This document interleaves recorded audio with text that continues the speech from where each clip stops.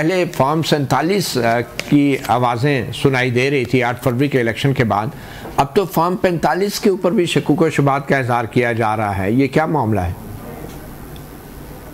देखिए, बात यह है कल वाला दिन जो था, कल वाला दिन मौजूद था, मैं पूरी तरह एक आपको कल वाले दिन का नक्शा पेश कर सकता हूँ। देखिए, सबसे पहले तो और ऑफिस के साथ जो इन्होंने किया, मौजूदा गवर्नमेंट ने इन्होंने 3 तरफ से आरओ ऑफिस को 2-2 किलोमीटर दूर इन्होंने कंटेनर लगा दिए। 3 बजे हमारे जितने पोलिंग एजेंट्स उनको बाहर भेज दिया गया, उनको मारा गया, बल्कि अब तो एफआईआर भी आ रही है। तकरीबन 12 बजे कोचेज में बंदे हर पोलिंग स्टेशन पे जाके घंटा पोलिंग स्टेशन बंद करवाते। ये बात असेंबली इलेक्शन में समझ के बाहर है कि ये गवर्नमेंट कहती है कि हमने अपनी कारकर्दगी पे वोट दिया, अगर कारकर्दगी पे इनको वोट मिलना चाहिए, ये सारा काम करने की क्या जरूरत नहीं। मलिक अहमद खान बच्चर साहब, मेरा सवाल ये है कि क्या बेकायदगियां क्या हुई? क्या आपके पॉलिटिकल एजेंट्स ने फॉर्म 45 जो थे उन पे दस्तखत किए, नहीं किए? अगर नहीं किए तो कितने फॉर्म 45 पे नहीं किए? क्या मालूमात हैं, थोड़ा सा अपडेट करें। मैं वही आप कर रहा हूँ कि 3 बजे एजेंट्स को तो भगा दिया गया और घसीट के बाहर फेंका गया, और पुलिस गर्दी कल जो एक मिसाली पुलिस गर्दी हुई, हमें फॉर्म 45 तो उन्होंने इशू कर दिए बगैर हमारे किसी एजेंट ने दस्तखत नहीं किए। अच्छा। और 1-2 पुलिस स्टेशन पे तो मतलब जान साहब ये हुआ कि वहां पे अगर तो काउंटिंग हुई भी है तो उसमें अगर कोई क्लोज मार्जिन था तो वहां पे फौरन उन्होंने बैलेट बंद कर दी और आरओ ऑफिस में आए। फिर आरओ ऑफिस जो काम हुआ है, ये पहली दफा हुआ है कि आरओ ऑफिस को आप 3-3 किलोमीटर तक बंद कर दें, कंटेनर लगा दें। उसके बाद कैंडिडेट को नहीं जाने दिया, पोलिंग एजेंट को नहीं जाने दिया। तो मैं ये समझता हूँ कि ये जितना भी ये कल इन्होंने किया है, देखिए इसमें कोई शक नहीं, इनिशिएटिव होता है गवर्नमेंट को जिमनी इलेक्शन का, लेकिन अब कुछ अगर इनको ये खतरा नहीं था, एक्चुअली जो 1-2 रात पहले हमारा जलसा हुआ उनसे ये मुकला ले, और इनको खतरा नहीं था कि स्मूथली इलेक्शन चलने देते। और फिर अब जो इन्होंने घंटा 2-2 घंटे पोलिंग बंद किए रखा, उसमें इन्होंने वो फॉर्म 45 वाले बैलेट पेपर को मैनेज किया। अच्छा, कितने पोलिंग स्टेशन पे ये मामलात खराब हुए? कितने पोलिंग स्टेशन पे? 3 बजे के बाद तो हर पोलिंग स्टेशन पे रौला पड़ गया ना। 3 बजे तक तो तकरीबन 25% मजूला जानता हुआ था अपना इसका जो टर्नआउट था। अब उसके बाद यकदम टर्नआउट पहुंच गया तकरीबन 80%। देखिए, आप खुद अंदाजा लगाने की एक सिंगल सीट का इलेक्शन हो रहा है पूरे पंजाब में, वहां पे जो हमारे मुस्लिम लीग रूल के एमपीए थे बड़े साहब, वो जब फौत हुए तो इतना वोट तो उन्होंने जनरल इलेक्शन में नहीं दिए थे जितने वोट उनसे कम। चलें, ये तो गैस वर्क हो गया ना। मैं आपसे जानना चाह रहा था कि एक्चुअली हुआ क्या और आपके पास सबूत क्या है, क्योंकि बाद में आप, मुझे यकीन है, इलेक्शन ट्राइब्यूनल में भी जाएंगे आप। जनाब, हमारे पास वो सबूत है। एक तो हमारे पास वीडियो है जब हमारी खबरदारी को घसीट के बाहर एजेंट्स को भेजा गया, जब इन्होंने पोलिंग स्टेशन पे हल्ला बोला। उसके बाद हमारे पास वो सबूत है कि हमारे किसी फॉर्म 45 के हमारे किसी एजेंट के दस्तखत नहीं है। अच्छा। हमारे जो हमारा कैंडिडेट था उसको 8 बजे के बाद अंदर लेके गए, फिर बाहर भगा दिया, और उसने उस रिपोर्ट बाद में रिजल्ट जो एक्चुअल जो रिजल्ट आ रहे थे उनमें डिफरेंस था, इसमें कोई शक नहीं है। लेकिन ये इन्होंने किया ये है कि इन्होंने जल्दी काम बगैर सोचे समझे इतना कर दिया कि ज़िमनी इलेक्शन में इतने पोल का कोई सोच ही नहीं सकता। चलें, ठीक है। ज़िमनी इलेक्शन में 44% टर्नआउट तकरीबन यही बताया जा रहा है। उस्मा कारदार, ये माशाल्लाह नून लीग ने, आपकी हुकूमत कहना चाहिए या नहीं, लेकिन आपकी पार्टी ने बड़ी ज़बरदस्त कैंपेन चलाई है कि इतना अच्छा टर्नआउट ज़िमनी इलेक्शन में रहा है, ये तो एक सवाल बनता है। जी, बिस्मिल्लाहिर्रहमानिर्रहीम। बहुत शुक्रिया मदुल्ला जान साहब, आपने मुझे इनवाइट किया। पहले तो आपके मेहमान से मैं कहूँगी कि ये जब भी इनकी मर्जी और मंशा के खिलाफ कोई फैसला आता है तो मैं ना मानू वाली गर्दान ये शुरू कर देते हैं। कान पक गए सारों के। ये शायद समझ के बैठे हुए थे कि ये डस्का वाला इलेक्शन है जहां धुंध छा गई थी, फायरिंग से करके तो हमारे वोटर्स को उन्होंने भगा दिया था, लेकिन हम ऐसी किसी चीज में बिलीव नहीं करते। प्रिजाइडिंग अफसर भी अगवा हुए थे 20 के करीब, 20 के करीब प्रिजाइडिंग अफसर भी अगवा हुए थे डस्का में। ये कब की बात कर रहे हैं आप? नहीं देखिए बात, हाँ तो अब बात सारी ये है कि ये जो इलेक्शन, ज़िमनी इलेक्शन था, अगर आप इसको कंपेयर करें जनरल इलेक्शन 2024 से, तो आपको क्लियर पिक्चर नजर आ जाती है कि इनका तो जो वोटर था वो तो इनको तो वोट पड़ गया वहां से। हमारा जो मार्जिन था जीत का पिछली इलेक्शन में 8000 था, 8000 वोट वराइद साहब ने ज्यादा लिए।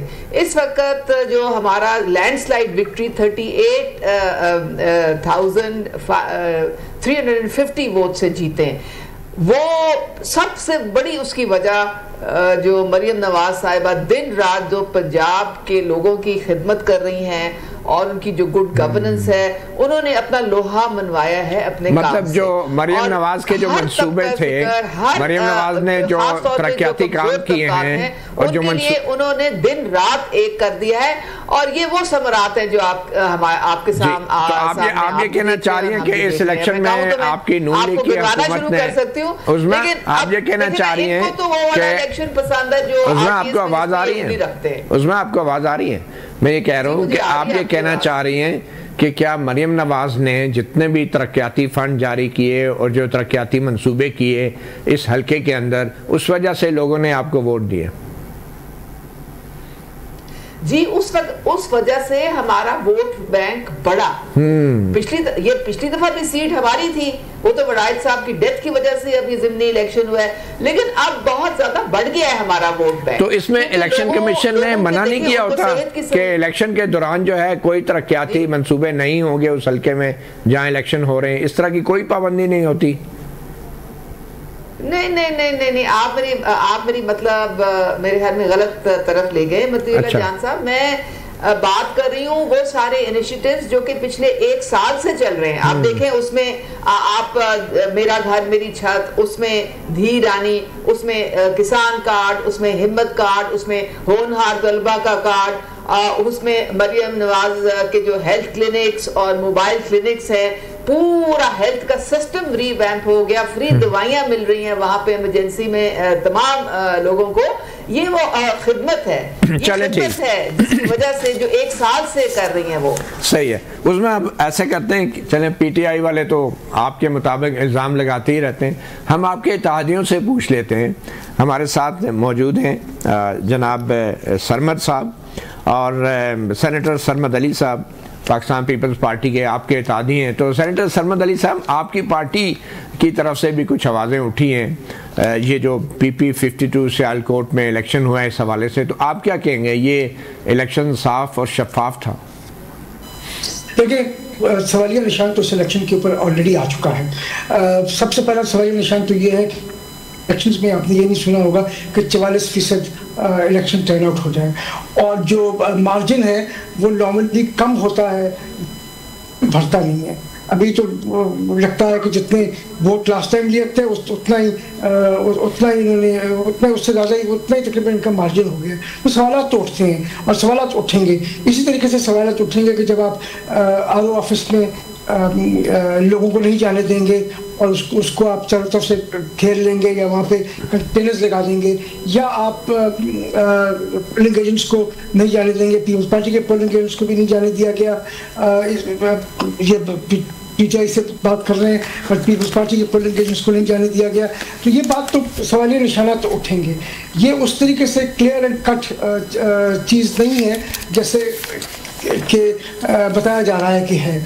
तो सवालात हैं, मेरे ख्याल में इनको चाहिए कि सवालात के जवाब दें, क्योंकि इट इज़ ये बिल्कुल ही एक नॉन ट्रांसपेरेंट किस्म की चीज़ लगती है। इतना बड़ी लीड कभी हो ही नहीं सकती बाई इलेक्शन में। आपके पास रिजल्ट्स मौजूद है, आप एनालिसिस करके देख लें, पुराने जितने भी बाई इलेक्शन हुए जहाँ भी हुए इतनी लीड कभी नहीं आई। ना टर्न आउट होता है, कभी voter turn out normally by election में कम होता है।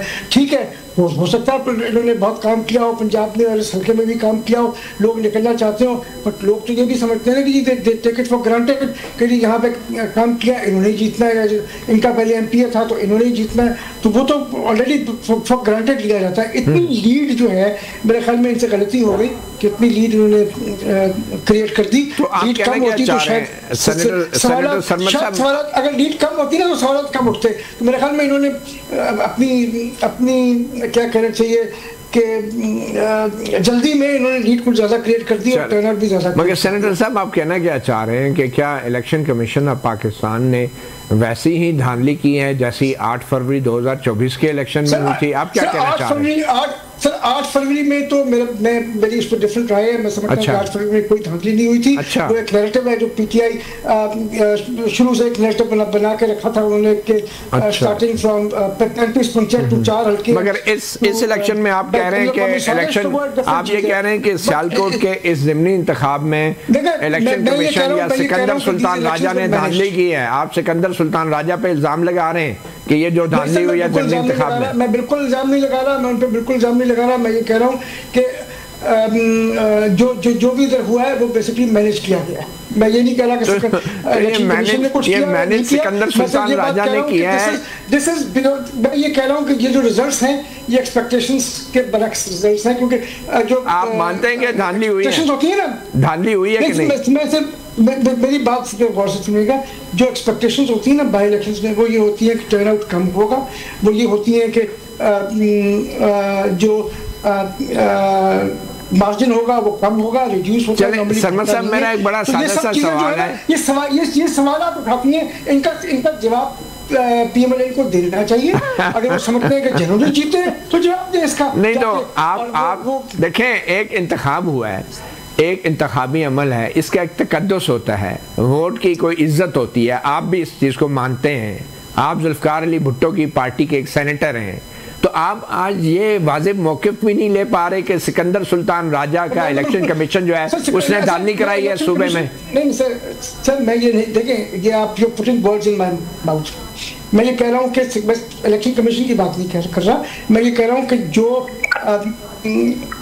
पार्टी ने जो हुकूमती पार्टी है उसने चीजों को मैनेज किया। मतलब इलेक्शन कमीशन का कोई कसूर नहीं है? मैं इलेक्शन कमीशन की बात नहीं कर रहा, मैं बात कर रहा हूँ तो ये इलेक्शन जो इलेक्शन का अमला है ये किसके हुक्म मानता है? क्या ये सिकंदर सुल्तान राजा का कोई कसूर नहीं है? वो मासूम है। ये फिर इलेक्शन कमीशन से, ये तो फिर मेरे ख्याल में आप सिकंदर सुल्तान राजा को बुला लें और उनसे पूछ लें, वो ज्यादा बेहतर होगा बजाय मुझसे पूछ लें।